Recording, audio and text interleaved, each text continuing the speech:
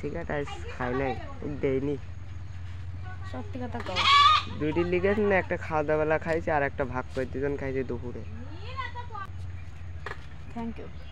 Thank you টাকা দেওয়া লাগবে। তুমি এরকম করে খবর আমাকে দিবা, তাই তোমার মাসে 1000 টাকা হয়ে যায়। যদি দেন বেতন তো আমি দিবির পারি। আচ্ছা দেবো না, এখানে বর্তমান নাই কাজ।